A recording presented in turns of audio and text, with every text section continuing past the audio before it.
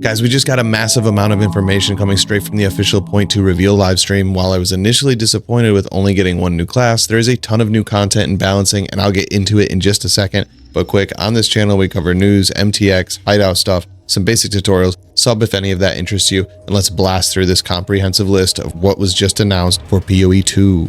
Quick clips and spark notes for each, but all the full links are below. All right, so we're getting the Huntress, we're getting the spear, and we're getting a mini shield called the buckler. Some cool new skills to go with utilizing parries, disengaging, whirling, setting up, then proccing, those kind of combos. Cool elemental tornadoes, detonating spears. You can actually tame any mob and have it fight alongside you. There's 22 new skills as a hybrid range and melee kind of class. Ascendencies are going to be the ritualist. A couple of the highlights are extra ring slot, blood boils, and a ritual sacrifice you can do to make yourself more powerful. There's also the Amazon ascendency, which is going to be an overall kind of increasing damage. There's a lot of damage dealing nodes. There's a flask node that seems like it can replenish both life and mana. New ascendency for the warrior called Smith of Katava, forging a weapon before you go into battle. I guess the same can be done with armor. Very cool animation. Specialty body armor crafting system attached to the ascendancy tree. That looks pretty dope. Moving on to the tactician for the new Merc class, we have some new skills with that, including a rain of arrows type skill. Okay, and the Lich Witch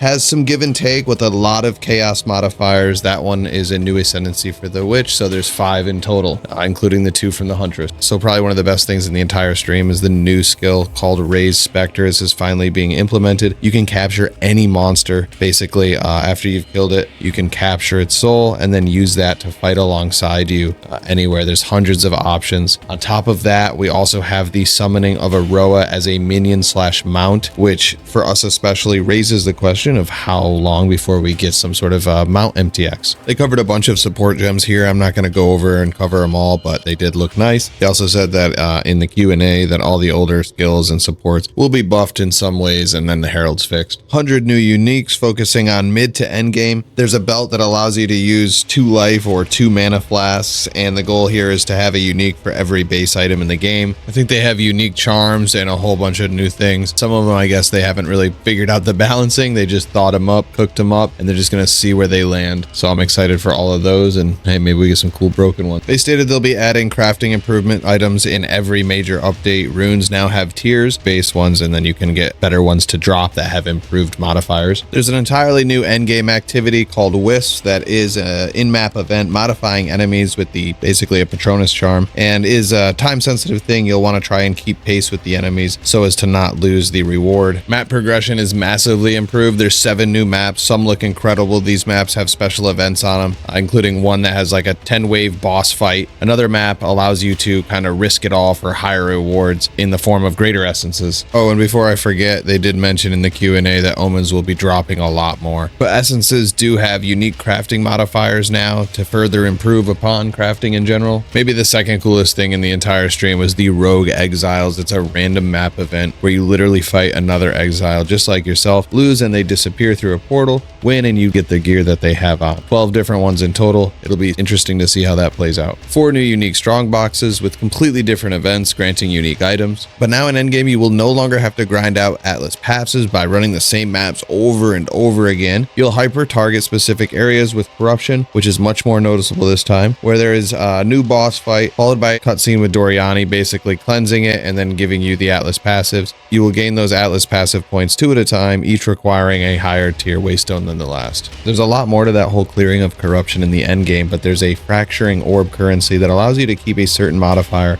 on a rare item, creating a super powerful base for crafting upon. Towers are reduced to just 1/3 of the amount that they were before, but they are much more powerful and can be juiced with up to 3 tablets at one time. Also, they'll have specialty bosses for each. You will only drop waystones greater than or equal to the ones that you're currently running, and they say waystone sustain should not be a problem anymore. You can now respawn in maps based on how many modifiers you have in that particular map and on that waystone. Boss fights in those maps will now use the Pinnacle boss style respawn system. And speaking of Pinnacle bosses, those now no longer give XP, but they also don't take XP away from you when you inevitably die to them.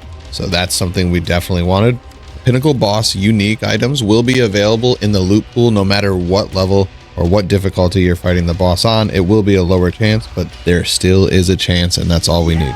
New unique tablets have been added. One allows you to even skip through and not have to follow the path to go to the next map.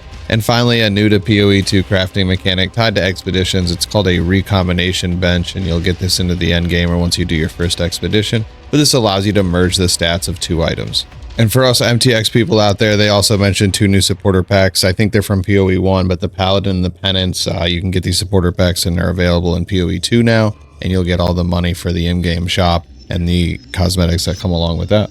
All right, that's the short of it. I'm sure I missed a couple of things here and there, but again, in the description will be the full length and any details I can have, patch notes when they're released, anything like that. But let me know what you think. Do you think they delivered? Did they cook? Are they cooked? But I appreciate you guys watching. I appreciate the support. We're going to be doing this for a long time to come, so follow along for more, and late.